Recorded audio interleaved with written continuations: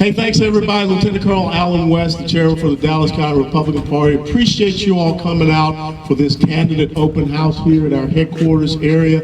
You know, it was very near and dear my heart that you would take time out of your busy schedules to allow us to present our candidates here. Now, we're going to have another event on Monday, the 12th of August, 5 to 7 p.m. once again, and we'll have our judiciary candidates here, because if you recall back in 2016 in Dallas County and Harris County, 2018, I'm sorry, Dallas County and Harris County, we lost about 60 to 61 judicial positions. So it's very important that we win back those judicial positions so that we don't have activist judges sitting on our bench. The other thing I want to remind you of is Thursday, September the 12th, is the Reagan Rawhide Roundup at Gillies. We will have country music star John Rich. They'll be performing for that. So please go to our website DallasGOP.org to get those tickets. And to all the people out there on Facebook, thank you for tuning in and joining with us here.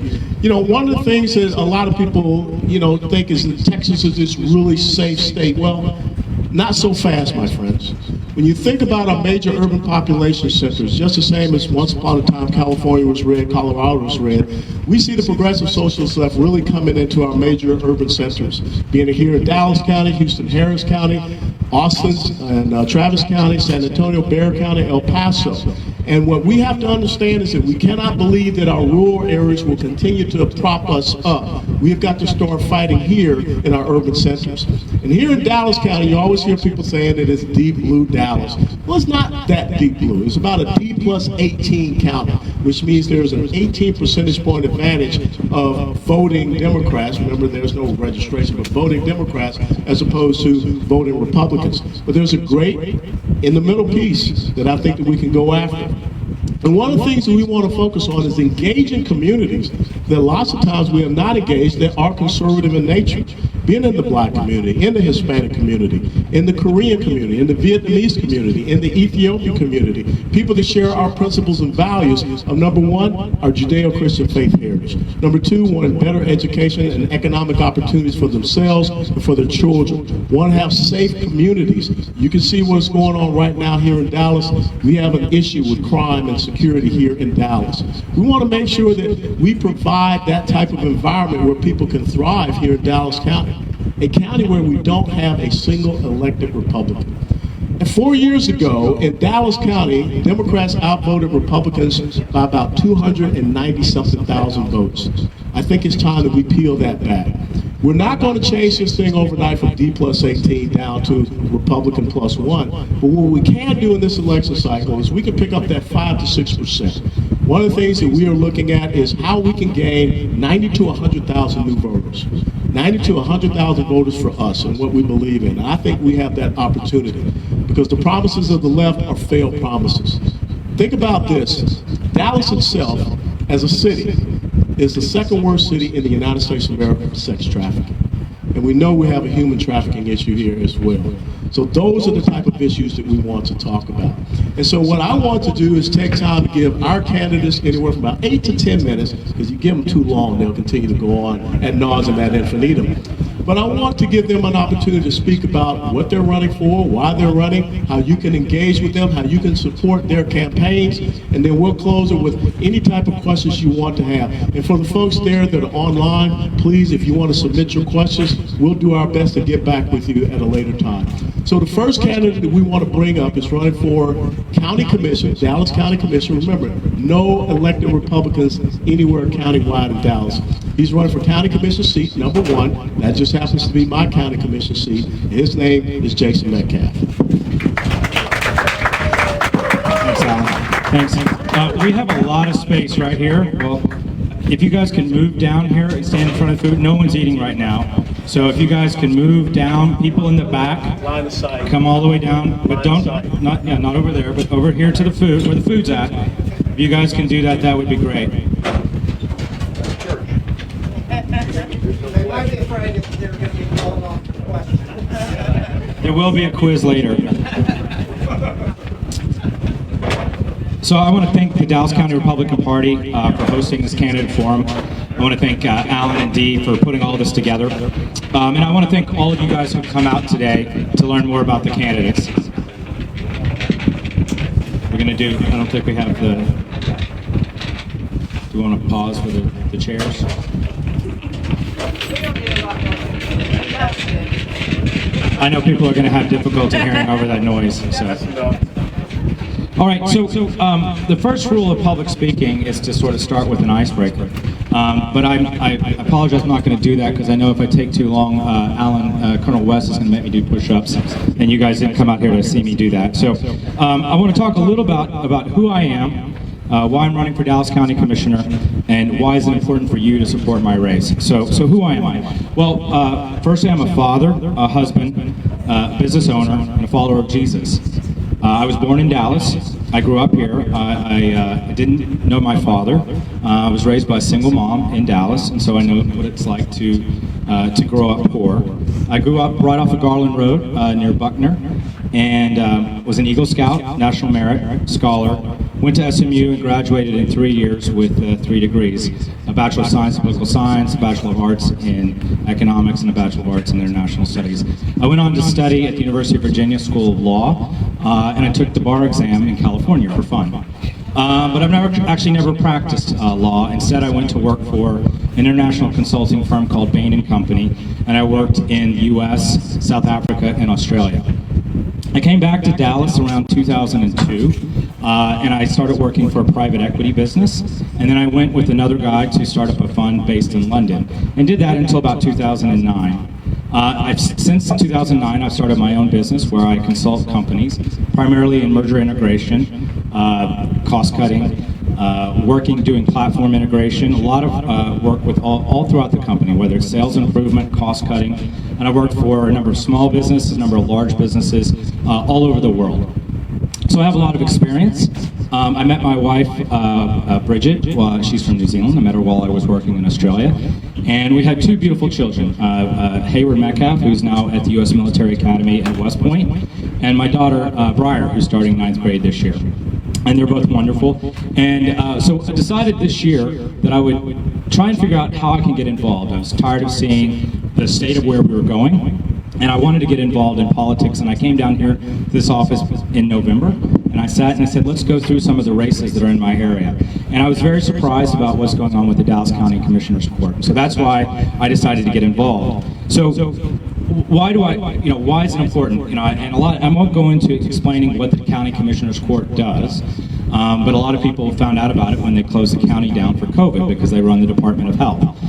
They also set tax rates for county tax rates, so if you look at your taxes, you'll see a huge, significant amount of taxes. And they also manage the jail, the Sheriff's Department, and they're really impactful in things like crime, your taxes. And so what I promised to do, and let me just back up just a little bit and just state, as Colonel West was saying, we have no Republicans in county government. And this year we have no Republicans running for any other race except for my race. So we have no Republicans running for sheriff, county tax assessor, or county commissioner place 3.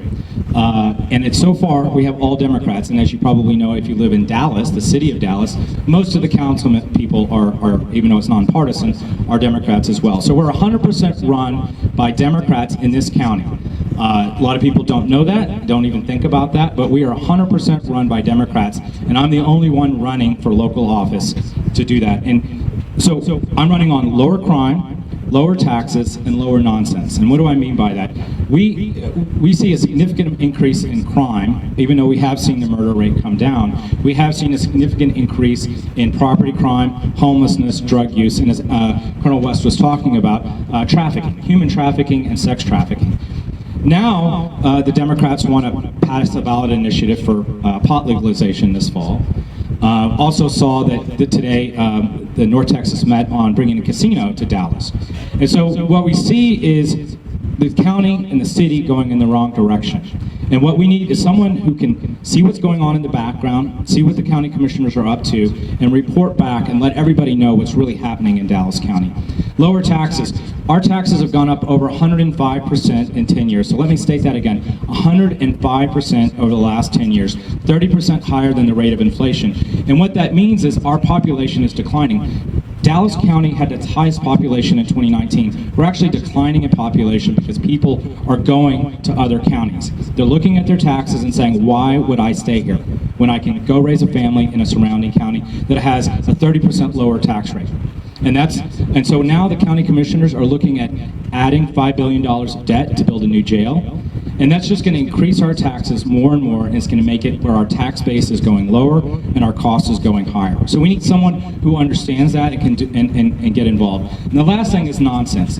If you watch the county commissioners court, it's just complete nonsense. They spend all of their time on DEI and woke, whether it's monkey mugs or whether it's birthing persons. That's what they spend their time doing. And we need someone to call them on it and say, look guys, we need to get down to business. They are $50 million past their budget because they blew all their overtime in the month of December. They didn't find that out until 7 months through the fiscal year. Why? Because they're talking about DEI and not talking about budgetary issues. And that's what we need to do, is we need to get people focused on that. So why should you care? I mean, obviously, we don't want to wind up like San Francisco or Chicago, Detroit, New York, other places that are completely 100% controlled by Democrats. But that's where we're going. We have the second most debt of any city other than Chicago in the United States. And I just want you to make sure you understand that. That is your taxes, your future taxes. You have to pay taxes in order to pay off that debt. And it's only going to go higher, especially after we passed the $1.2 billion bond by the city of Dallas. We need to get back to basics, being back to a business-friendly, family-friendly place. A lot of you people raised your family here in Dallas, and you did that because it was a great place to live. But it's becoming impossible for people who have younger families. And I want to change that direction. You know, otherwise all is lost. So why is it important for you? A lot of you don't live in District 1, right? But you need someone down on the Dallas County Commissioners Court to change the direction. And so I'm asking your support, whether or not you live in my district and you can put up a sign or vote for me. I'm really asking for financial resources. Last thing, we do not want to lose this race in November because we just didn't raise enough money. J.J. Koch raised $500,000 2 years ago. I've raised a fraction of that. And if we get down to the finish line and we just lost by a few votes because I couldn't raise money from the rest of the county, that's going to be a shame. And that's going to be on all of us for not being able to do that. So I'm asking for your support. I've got envelopes back there. I'm taking donations tonight, or you can go onto my website, jasonmetcalf4dallas.com. That's jasonmetcalf4dallas.com. Thank you so much. I appreciate it. You know, one of the things, you know, you look out there, it says fight local, win national. So often Republicans have paid attention to everything that is at the national level. They can tell you who's running for president, they can tell you who's running for senate, they can tell you who's running for their congressional district. But most times we don't know about our city councils. Most times we don't know about our county governors. And the level of governance that affects you the most every single day is your city and county governance. If you want to see something different about how elections are run in Dallas County, guess what? We need to flip that county commission so that we have more Republicans that are there on the Dallas County Elections Commission. Right now, it's 1 against 4, me against 4 others. That's a pretty fair fight, I would say. But it would be great if I could have another county commissioner, tax assessor, county clerk, and think about it, no one running for sheriff. We got some great law enforcement officers here in our local municipalities that we should have running for sheriff. So the next thing we want to talk about are state house districts. We got several state house districts in and around here, and we have 3 candidates here tonight. We're going to start off with State House District 113, and that is Stephen Stanley, my neighbor. Thank you, Colonel West. Well, as Colonel said, I am one of his neighbors. He moved in the neighborhood 7 years ago now, and met him within just a few months of him moving in. So it's great having him in Dallas County. You know, moved here from Florida, so it's great to have him here. My name is Stephen Stanley, and I currently live in South Garland, which is about 20. I've lived in most all of my life within about a 20-mile radius where I'm at right now. And I've had the privilege of serving on 2 different city councils over my lifespan. First time was in 1998. I got elected to the Saxe City Council, and back then it was only about 8,000 population. And when I left, we had a little over a $20 million budget. Moved back to my hometown, met my wife, who is one of our Garland School Board trustees, Daphne Stanley, that I'm a salesman. I was born and raised in the real estate industry, and you got to be, pretty good, selling houses these days. And I guess I might be a good salesman in far as politics as well, because she was one that was not too keen on politics when we first met, but because of what's the state of our schools these days, she finally decided it was her time to step up, and that's what it is for all of us. At some point in time, it's your time to step up. We got a lady here in the front row out of Carrollton that's a city councilwoman herself, so everything starts locally, as Colonel said and Jason said. When I moved back to Garland, there was an open spot where we had bought a house and moved into on the city council, and I had a former city council member that was a friend of mine said, "Hey, you ought to run for that." I ran, got elected. The last budget that I worked on in Garland was $720 million, so it's a little different from where I started out to where I'm at. I finished up in Garland Council, but nothing is rewarding as helping your fellow man. And at City Council, you get to help a lot more than you think you would. You'll get calls. I literally got calls at 2 o'clock in the morning. I don't know if you have, but I've literally got calls at 2 o'clock in the morning. So as growing up, I never thought about politics. My dad and all of his brothers, he had 9 brothers, they all were in one form or the other of the military. There wasn't anything going on when I got out of high school, so as I got older, I got into politics because I didn't like what was going on. I stepped up, I got elected. This race here, 6 years ago, we had a Republican in this, but had decided to run for a Senate seat. It opened it up, a Democrat got in there, and this had been a seat that was a Republican seat for over 40 years, is now being held by a Democrat that, very sweet lady, don't get me wrong, I like her, she's very personable, but there's nobody down there hands-on doing the job for us. When the Democrats fled in the 87th legislature to DC, she was one of them that was on the plane going to DC. In 10 years of elected office, I've missed 2 meetings in 10 years. That's called meetings, special meetings, etc. The way I look at it, if you're going to run for something, show up. If you're going to get a paycheck, show up. Do the work that's in front of you. I've got several things that I would like to work on after the primaries this year. It's going to be a totally different environment in the Texas House this year. There's a lot more conservatives that got elected this year during the primaries. We're going to do something about our property taxes in Texas.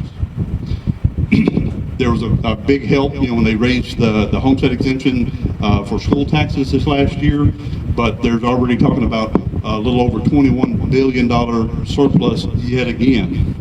So the state is doing very well, and what does that surplus mean to everybody in this room? We're paying too much in taxes. So how better to do it?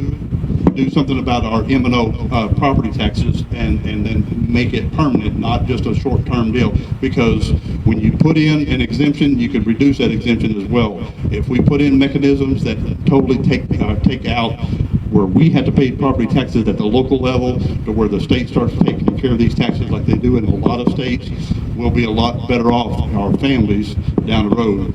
The other thing, securing our border. I know Colonel West has made a number of trips down to the border over the years. It's pitiful.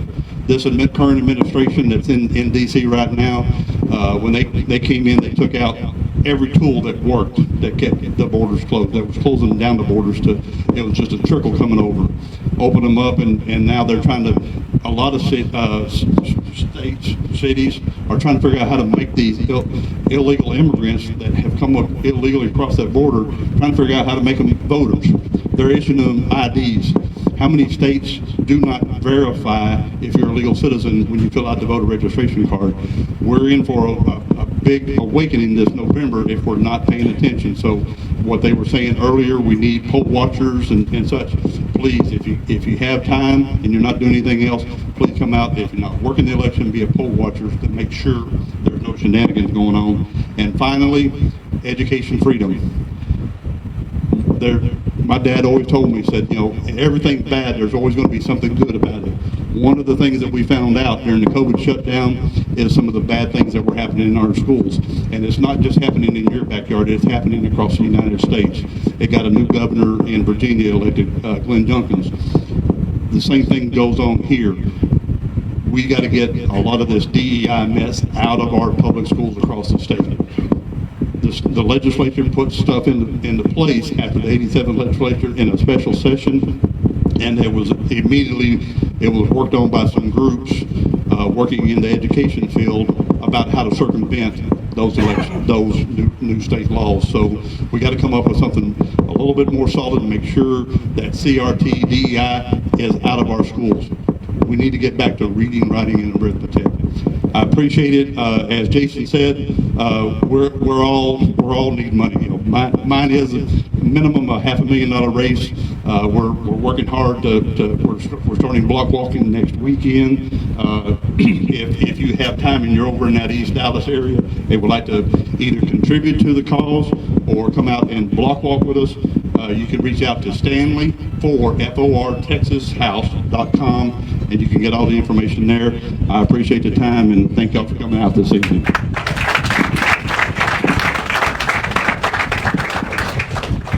One of the things that had passed in the Texas State Senate last legislative session was to say that foreign adversary nations could not buy up land and property in the state of Texas. That legislation failed when it got to the Texas State House.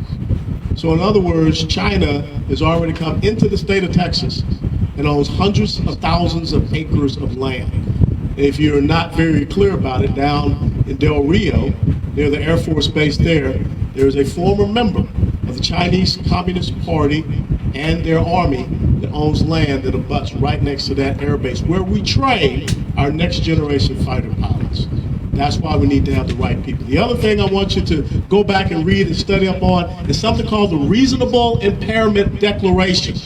Reasonable Impairment Declaration. And what it says here in the state of Texas, that you can show up at a voting center, at a polling location, and say, oops, I just don't kind of have an ID. But I've got a utility bill. I've got a bank account statement. Can I sign the Reasonable Impairment Declaration? Yes, and be allowed to vote. Now, the next time you go over to Love Field, the next time you go over to DFW Airport, just sashay right up there to that counter and say, oops, Mr. TSA agent, I don't have an ID. Can I sign a Reasonable Impairment Declaration because here's my utility bill, which of course any squatter can get. This is why we need to have the right people in the Texas State House, because right now we have set ourselves up for illegals who, oh, by the way, 1996 motor voter law, Bill Clinton signed it too. When you go and you get a driver's license, you're also able to register to vote. We've got to fix these things here in the state of Texas. Our next candidate that is running for a Texas State House seat, it is District 114, 114, and that is Amy Ramsey.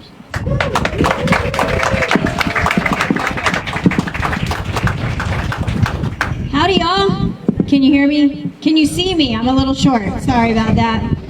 What I'm running for, my name is Amy Ramsey, and I am running for Texas House District 114, and I second what Colonel West says and also what Stephen Stanley says. Our property taxes need to be fixed, our education, I mean, you name it, it needs to be fixed. The thing with the Texas House, my district covers East Dallas, that's White Rock Lake, downtown Dallas, Lower Greenville areas. So if you're not in my district, again, the Texas House, everything that passes through there and the Senate and the governor affects all of Texas. So even if you're not in my district, you can still support me, support us, help us win these races, because this is what's going to keep Texas red, and it's what's going to help turn Dallas around and get away from all these issues that we've been having.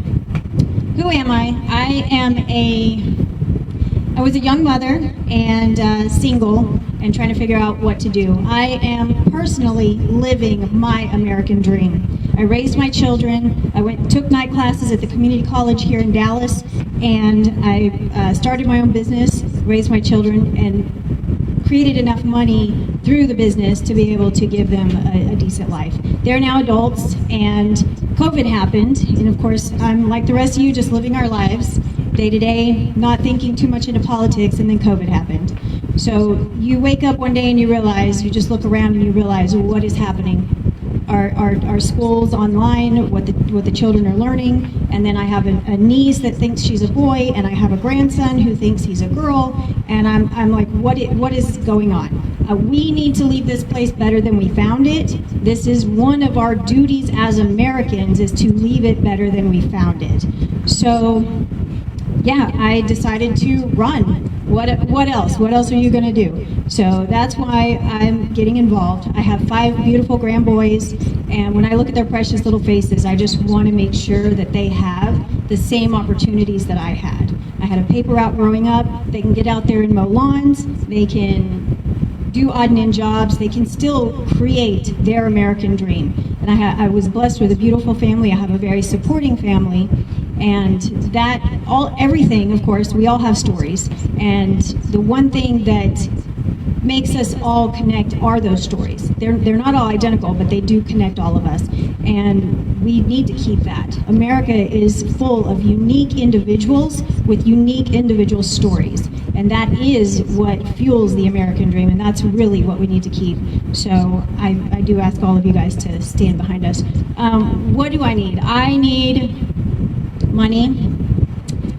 I need volunteers. I need all of us to come together. All of us candidates are all working together really hard. We have overlapping districts and we're trying to get together, but we really need to come together and unite and tell Dallas that we're here. We have arrived. Right now we are pretty irrelevant in Dallas, and we need to show up. We need to tell the people that we're here. There's people that support you, and it needs to come back to we the people. I'm just tired of the politicians not representing us. They're not even asking us what we want them to vote on as far as our property taxes. When we can't afford bread and milk right now, so why are we raising property taxes? It just doesn't make any sense. So it needs to come back to us, the people, and what's going to be better for us and our children. And yeah, so I do need support. My website is ramsey4house.com. That's Ramsey4 house.com.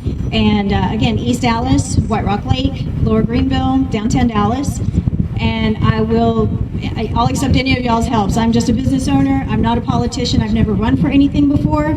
But this is exactly who needs to run. None of our founding fathers were politicians. They were all farmers, business owners, teachers. And that's what it needs to come back to. So I ask all of you to join us, and let's save Dallas, and let's make America Texas.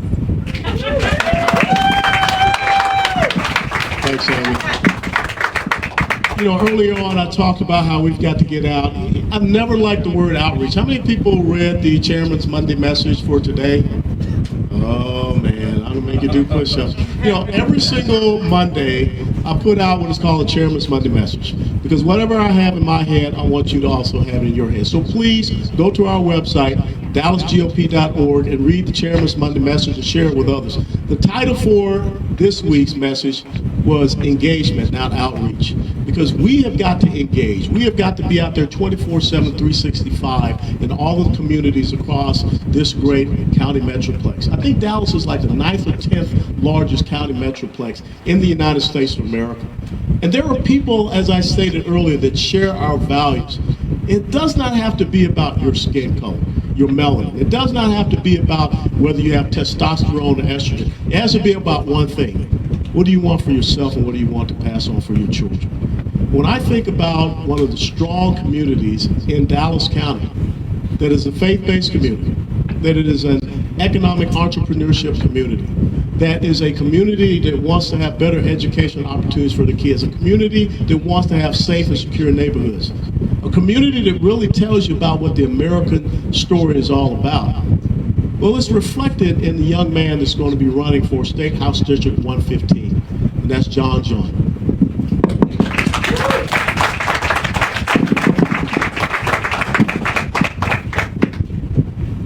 when was the last time I heard young man, but I'll take it.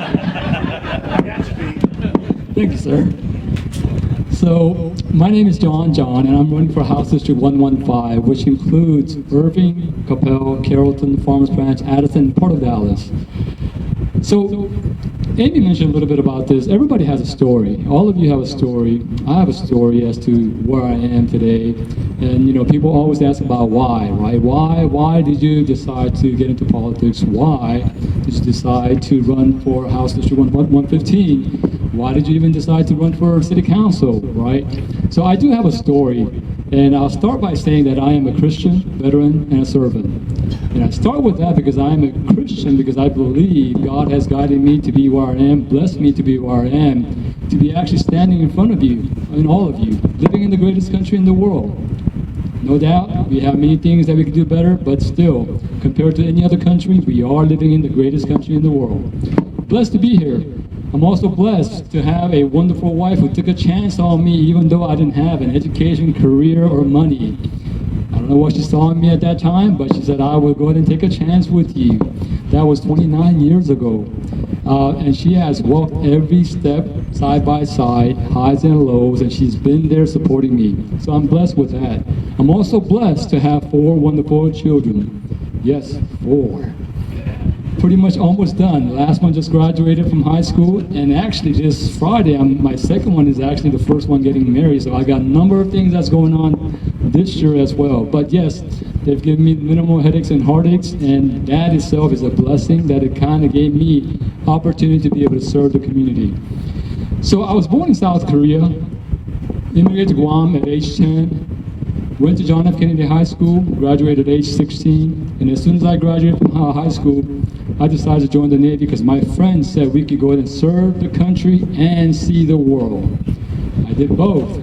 I served the country. I don't know if you recall, 1988-89, we shot down 2 Libya jets. That was our ship, USS John F. Kennedy.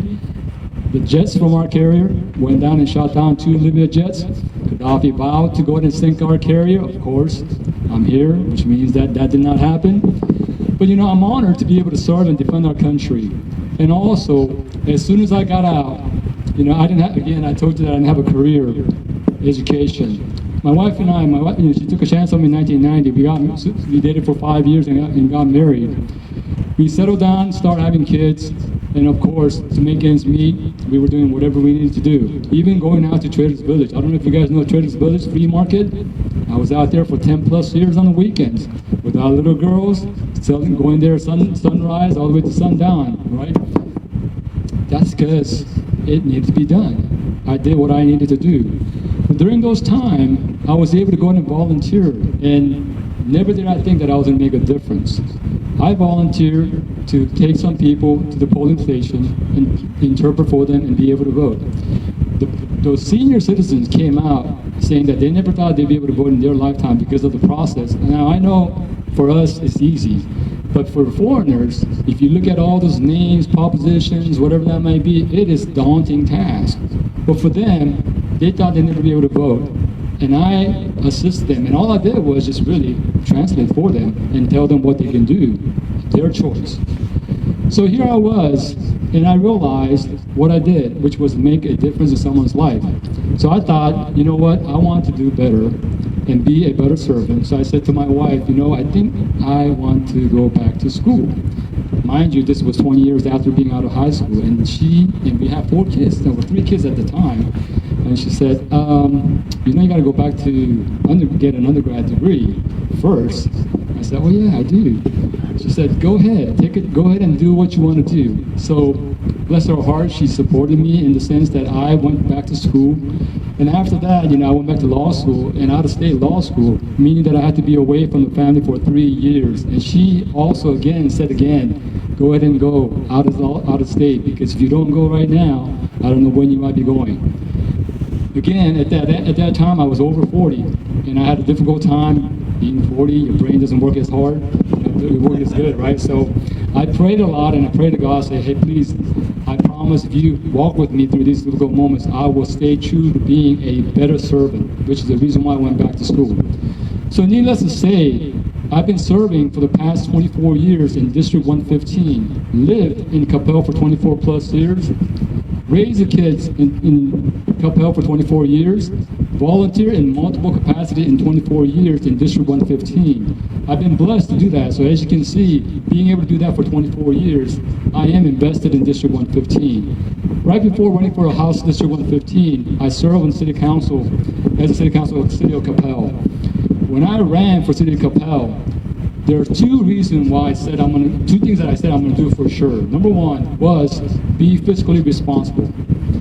At the end of the day, if council members, if state legislatures, if they're not fiscally responsible, your tax dollar, my tax dollar, it matters.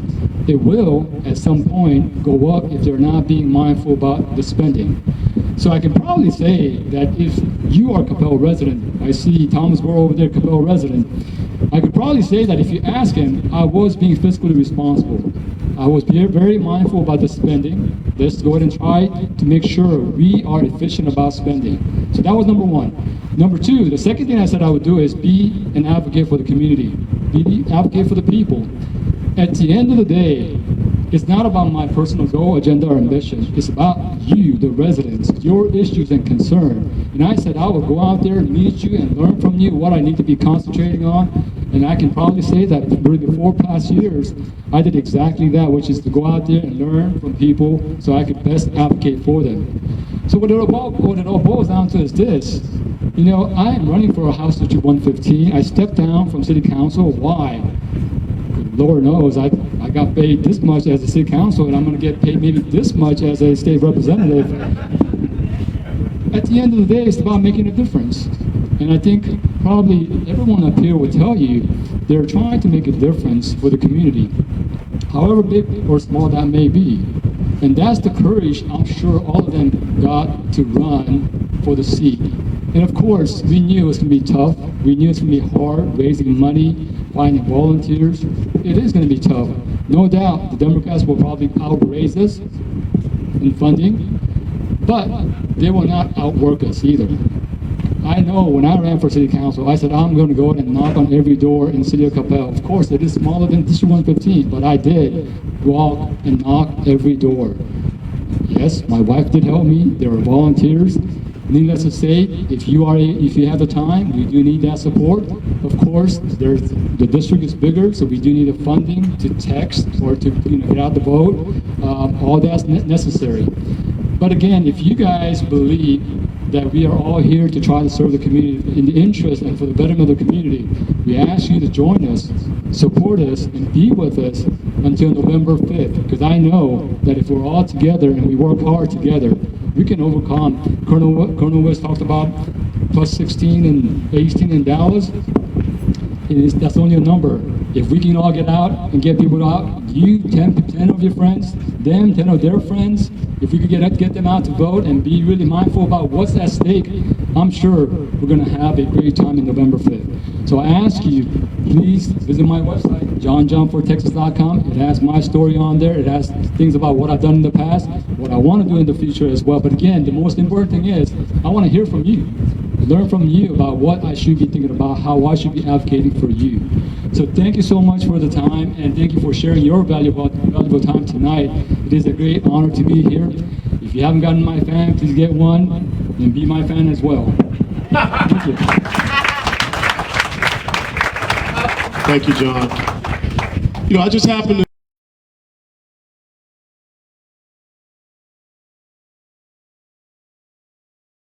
to anger you.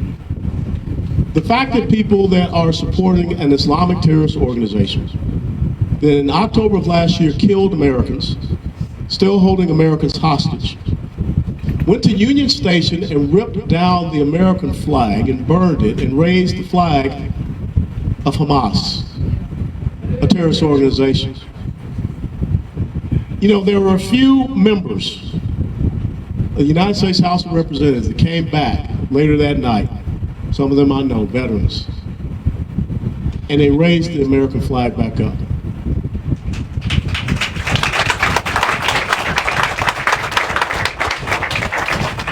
We need to send them a person that can reinforce them. CD 32 was once a Republican district. CD 32 needs to once again be a principled, constitutional, conservative Republican district. And therefore, Darrell Day is our candidate for CD 32.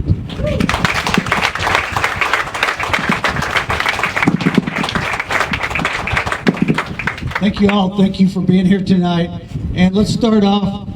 I want everybody here real quickly just say, wow, wow, wow. Can you do that? Wow, wow, wow. Okay, so tomorrow you can tell everybody, yeah, I had a speaker last night that really wowed me. So, okay, again, Darrell Day running for Congress, and I'll tell you a little bit about myself. Follower of Christ, and I'll tell you, we can't make America great again until we make America godly again. It starts there. Second priority, I'm a constitutionalist, and I'll tell you, we have veered so far off track, so far off track. We would solve so many of our problems in Washington by the simple yet profound action of adhering to the U.S. Constitution. We have to do that little by little, step by step. For the last 100 years, we've moved away from it, and I'll tell you, we have to get back to it. So, follower of Christ, constitutionalist, husband, father, grandfather, and business owner. I've been a business owner in CD 32 for 26 years, and I'm not an attorney. And don't let me offend you if there's any attorneys here, but we've got too many attorneys in Washington, D.C. They get paid to fight. As a business owner, I get paid to solve problems. I get paid to bring people together, and that's what I plan to do in Washington, D.C. So a little bit, I'll give you my life story in about 120 seconds. Raised in a small town, was a tournament chess player at the age of 12. What a little nerd. At 18, I ran my first campaign. I got the student body mobilized to get a school bond election passed in my high school in my hometown. Graduated college, 21, went into the media. I was in the media for about 10 years and could sense where that was going before fake news was even a thing. I could sense where the media was going. But I got recruited to be the press secretary for a guy running for governor in Kansas. And it was a deal where if you win the election, you became press secretary to the governor. And if you lose, you're suddenly unemployed and moved to Texas. So, ta-da! So glad, and I had some really good friends here, and they said there's two reasons I should move to Dallas. One was the thriving business community, and I'll tell you, we have to protect that. We have to do everything we can to protect the Dallas and the Texas economy, because it all starts there. And the second reason they gave me is the Dallas women were beautiful, and I was 26 and single, so that was a much more important factor to me coming to Dallas. So came here 40 years ago.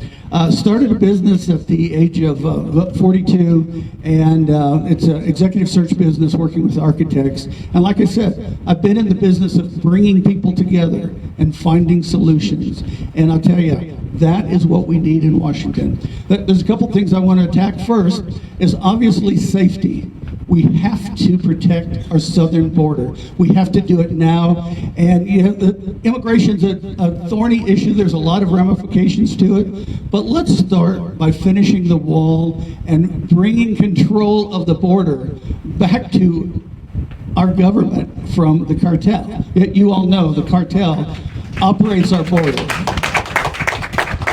I talked to one guy who's in the business of every morning he goes and he welds the window open in the wall that the cartel has cut the night before. But we need to make that job a lot harder of cutting that window in the wall, and we've got to finish the wall. We've got to finish the wall. The second thing is inflation, as Amy alluded to, is killing us, and there's a couple ways that we can address that very, very quickly.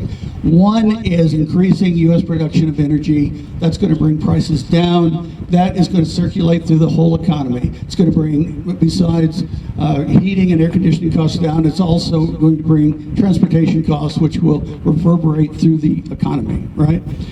The other part of that is stopping insane government spending. And I'll tell you, it's out of control, and everybody's, oh, how do we control this? Well, we can start here. We could start with zero-based budgeting. And I know there's no appetite in Congress, there's no appetite in Washington for what I'm proposing. But zero-based budgeting means instead of taking what agency got last year in the way of appropriations and then adding, 2, 3, 4, 5% to it, starting at zero. And asking every U.S. agency to come before Congress, justify your existence. Let's start there. Justify your existence. And number two, justify that every single dollar of taxpayer money goes to benefit the American people, not your personal agenda. Speaking of personal agendas, I'm running against somebody in CD32 who is an LGBT activist and who cares only about that agenda. I call her Drag Queen Julie, and she only cares about advancing the homosexual agenda. She only cares about pushing homosexual pornography into our schools. She only cares about protecting the drag queen story hour community. And why can't we just change that to drag queen yoga for adults? Well, why does it have to be story hour focused on our children? Story hour focused on our children. That's insane. I'm running to represent everyone in CD32, the hardworking people of CD32 that are looking for a voice in Washington. And I'll tell you, the first 2 months of the campaign were the hardest. It was getting my wife on board because she said, "Do you really want to go to Washington in the swamp?" I said, "No, but somebody's got to do it." She said, "Do you really want to go fight with those people in the swamp, fighting for American values?" I said, "No, but somebody's got to do it." And I've got a hide as thick as a rhinoceros, so I don't give a damn what the media says about me. So I'm going to go and I'm going to fight for you. I'm going to fight. I'm going to fight like hell for you. So please, thank you. So I'd like to ask everybody real quick, could you just pull out your cell phone real quickly and go to day4texas.com, day4texas.com. Could you just do that real quick? And just forward that link to a friend and say, this is somebody who's going to go to Washington and fight for us. Could you forward this to a couple of your friends? It's powerful. It's very, very powerful if you can do that for me tonight. And I'll tell you, we have a grassroots effort. We have over 270 volunteers. Over 270 volunteers. We have an army. No? Is it a battalion? I think we have a battalion now. We have almost a battalion. We don't have an army yet. But within a couple months, we will have a battalion. And we are going to take back CD32. Because remember, Pete Sessions had it for 16 years. He lost when 100,000 Republicans in this district stayed home. 100,000 Republicans stayed home. Let's get them off their duffs, get them off the couch, and get them out to the polls on November 5th and the 2 weeks of early voting, because we're going to get everybody out in early voting. I want everybody. I vote on the Monday of early voting, so if I die that night, my vote's already been recorded. So we'd love to have your help. We'd love to have your donations. We can take back CD32. Rasmussen research showed that Trump is leading Kamala Harris by 20 points among independents right now. 20 points. So sometimes politics has a seismic shift, and this could be one of those years with a president who is going to be fighting, B, a Democratic Party who's coalesced behind a complete moron, and C, a lot of people in Dallas County now, they're fed up. But we were block walking in South Dallas this last weekend, and the precinct chair said, "Oh, there's not many Republicans down here." Wherever we went, people said, everybody on the street is a Republican. They're quiet about it, but everybody on this street, we go to another street, yeah, here are 5 of my neighbors, and they all are quiet Trump supporters. If we get them off the couch and get them to the polls, we can flip Dallas County, and I'll tell you, I'm here to tell you, we are going to flip CD 32. So thank you for coming out. Thank you so much. There is one candidate for Texas State House District 105, that is Irving, Texas. That's Rose Kennedy. She could not be here tonight because she came down with COVID. But please mark on your calendars, and we already have it on our website, Tuesday the 8th of October, we will have a town hall. It will be hosted by Jack Fink, CBS 11 Eye on Politics political reporter. He will give every one of these candidates an opportunity to sit down and talk about the real issues and ask them questions. That will be held at the Communion Neighborhood Co-op up in Richardson, Texas, and we'll get more information out about that as well. Don't forget again, the Reagan Rawhide Roundup, Thursday the 12th of September at Gillies from 6 to 9 with country music star John Rich. Let me close with these words before I give you the opportunity, if you want, to ask these candidates some questions. The British SAS. How many people have heard of the British SAS, the Special Air Service? They have a 3-word motto. And their 3-word motto is, who dares wins. Every single one of these individuals back here, they stepped up for you. They're daring to go onto a battlefield to fight for you. The least that you can do is to find a means by which you support them. It could be very easy for them to say, you know, nah, not me. It's too many Democrats or whatever. I don't like the atmosphere.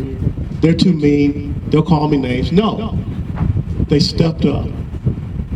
We need you to be a precinct chair. We need you to be an election judge. We need you to be a poll worker or a poll watcher. We need you to be everywhere across this county.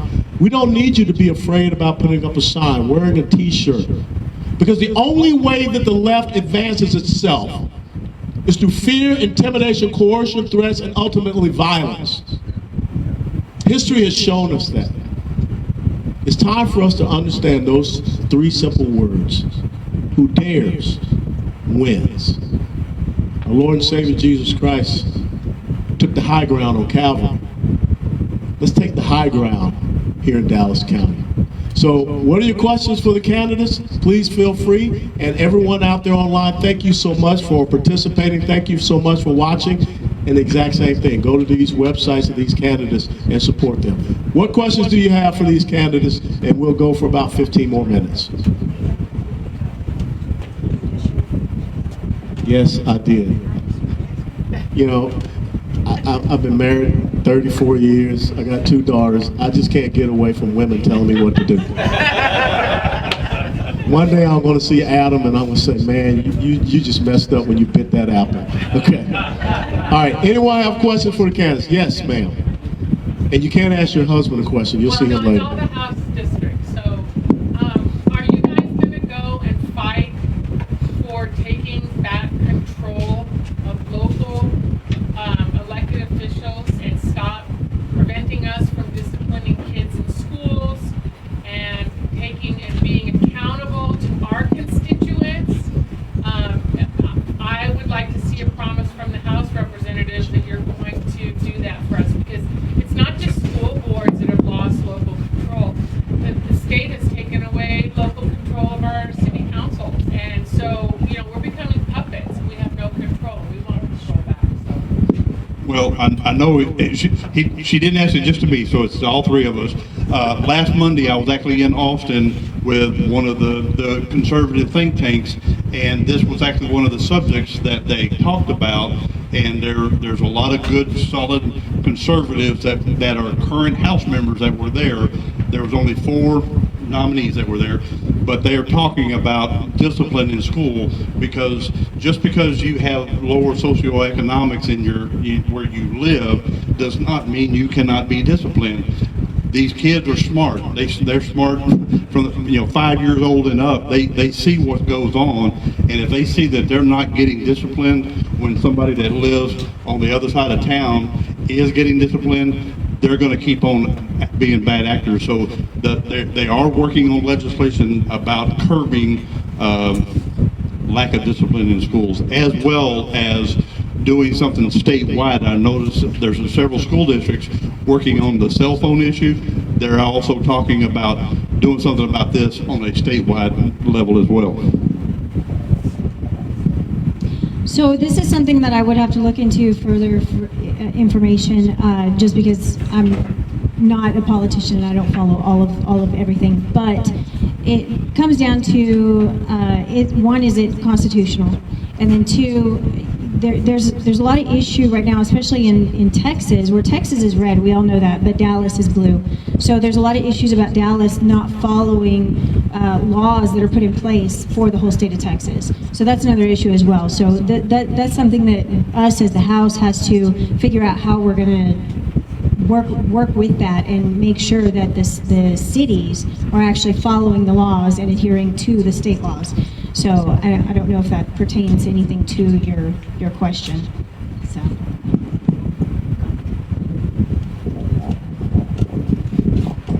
So your question was about local control. I do support local control. Being on the city council, you see that. It is a necessity. And I honestly don't know why they would take away local control, because local cities, they're not all the same. In local cities, they know their city the best. I'll give you a perfect example is the tax collection, right? The tax collection from origination to destination. I don't know if many of you guys know about the proposed to change tax collection, the Rule 3.334, which is that for the 40+ years, if you're a city that has, for example, Amazon, that has a internet business at the city, you built the infrastructure, you built the road, and you gave them incentive 10, 20 years for them to come. Well, the reason why you did that is so you could go ahead and get some part of that piece of that tax when that incentive ends.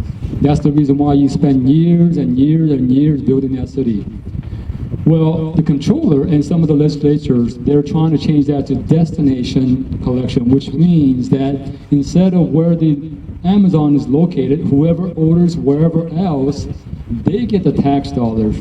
There's two problems with that. Number one, the city has not built the infrastructure, put the blood, sweat, and tears into building that infrastructure for that company to come in. That's number one issue. Who's going to continue to go in and provide that effort, continue support? It's the city that has that business there. Number two, the issue is this: if you start doing the business that way, what gives these developing cities an incentive to go ahead and bring in a new internet business?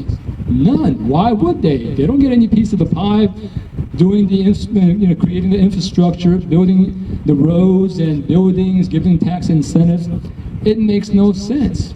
You are discouraging developing cities from investing, competing to have the best business, internet business in your city, to develop your city, to attract businesses, attract workers to come to your city.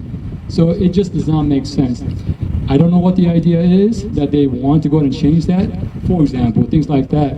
That is an issue, and I think some of the legislators that are down there, they're not thinking about how it affects the cities and the residents. Again, I'm from a Capel. Our city has developed half of our city based on the fact that we are having internet business come in. I'll give you a good example, even Rockwall. Rockwall developed part of their town having Dell come in to their city. They invested heavily on that. You're trying to take that away from them, putting their blood, sweat, and tears into all of a sudden giving it away to people that have not worked for that piece of pie of tax collection. So it doesn't make sense. So I do believe in local control. There should be, again, if you think in terms of federal and state level, I'm sure the legislature will say the same thing, that we need local control for the state, not all the federal control. It doesn't affect, you can't have a blanket, some you can, but you can't have every law that is a blanket law that affects every state the same way. Same thing with the local city. That's my belief. Okay. One more? Yes, sir. Shout it out. Through the evidence, Judge, I think to secure the border until about a year and a half ago,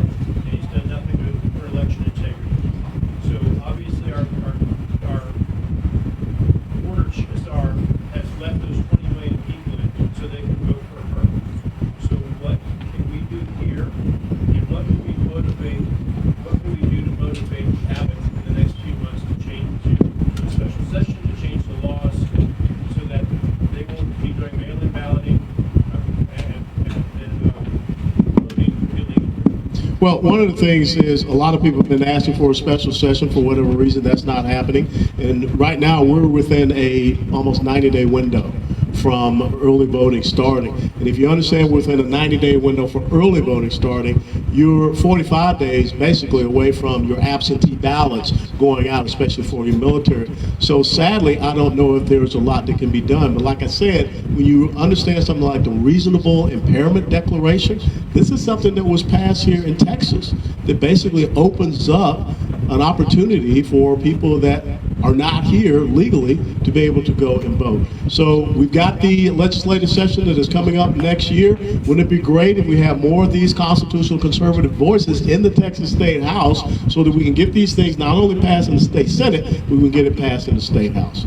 And without a doubt, everyone understands Article 1, Section 10, Clause number 3 of the Constitution, a state has a right to take action when actually invaded, when there is imminent danger without any bit of delay. That is what the Constitution says. So no federal judge should be telling the state of Texas that you can't. Because when the federal government violates Article 4, Section 4, then therefore it goes to the states. So we just need to have the right type of people in the State House to reinforce that. All right. Can I ask questions? Well, sure. So, in answer specifically to your question with respect to Dallas County, we have a number of precincts that we need poll watchers. And if you come to me afterwards or you set up some time, we can talk specifically about the specific precincts in my district that I'm worried about. We had a precinct in my district that voted, and you know that about 15% of voters turn out for early election. This was much higher. This was closer to 50% turned out for early election within the first week of early voting for the primary election. And they voted 95% Democrat. That one particular precinct swamps all of Lake Highlands, all of Lakewood, all of North Garland. That one particular small little precinct. We have to have poll watchers there for early voting. And I know that we have a list of that, but I know the specific precincts that I'm particularly worried about. And if you come to me, come to my website, send me a message, I will get back to you as those specific, and we need people there. So that's a specific answer as to what you can do, or if you can get people involved in that, because that affects all of our races. Thank you.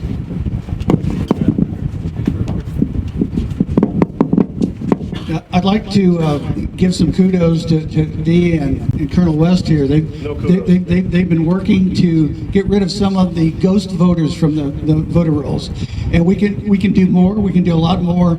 Like there are some agencies that will look at voter rolls and compare it to property taxes and see, oh, there's 7 people living at a structure that has no bathroom. Then you know where some illegal voters are. Or they supposedly registered to vote in 2018, and then you look at the property tax rolls and you see that property wasn't completed in 2019. So we've started weeding out some of the ghost voters. We're going to do more to weed out the ghost voters, and like Jason said, we also need poll watchers to be watching like a hawk at every polling place through Dallas. That would really, really help. Finally, there was an organization I've seen that is offered if anybody in a county can show proof that there is one illegal alien that's registered to vote, they will go in, they've said they will go in and scrub the voter rolls and look at the voter rolls with a fine-tooth comb. So Republicans are watching. Have we done enough? Has the RNC done enough? No, we haven't, but I think we've taken some baby steps toward the process of making elections more secure. Great question. And one of the things that you have the access to is the beginning of every month, the Dallas County voter eligibility roster is public, so that you can pull it down. If you're a precinct chair, you can look and compare, and you can go out and do your own canvassing, do your own 10 to 15, maybe 20% canvassing. But every month, it'll be updated so that you can see the voter eligibility roster in Dallas County. I want to introduce Susan Cumbie, who is in charge of getting you out and working on early voting and election day. Susan. We have over 440 voting locations on November 5th. I have a team of ladies that has been very helpful in filling those positions. I know that the list was submitted to the election department in May, but we've taken it upon ourselves to go back through and call every single person on that list to confirm 100% that they will show up on that day. We have 49 openings where we chopping it down. But yes, we need poll workers, but the best, or poll watchers, but the best watcher is you as an election worker. So we have a big need in John Wiley Price's area and a lot of the areas in South Dallas. I'm hesitant to assign a lot of women in that area because we all know at 9 o'clock at night going home, it's not very safe. So I'm looking at all of you men out here. I challenge you to take off work on November 5th. We need you at the polls that day in particular. We've also have 62 early voting locations. We sat down today and we're going to discuss this in our committee. We're targeting about 15 of those polling locations where we want poll watchers there every day. Open at 7, close at whatever. That is not a full day worker for a poll watcher. We want to get it scheduled so that you work a couple of hours. But your presence in those locations during early voting is essential to ensure. So have a card here, call the office, they'll give me your information, but I'm challenging all of you men. We need you. And ladies too. Some of us are real tough. All right, last thing I'll say, guys, step up, especially veterans. How many people here vote at Our Redeemer? Okay, you know that Our Redeemer has decided they were not going to be a voting location. I just talked to Commissioner Summerman last week, and Northway Christian has stepped up to replace Our Redeemer, so we don't have to worry about that. Now, First United Methodist Richardson, I think they're still looking at a replacement for that voting location. All right, thank you so very much for coming out. We still have food, we still have candidates here, and thank you. God bless you all. And let's go out and let's win this thing on November the 5th.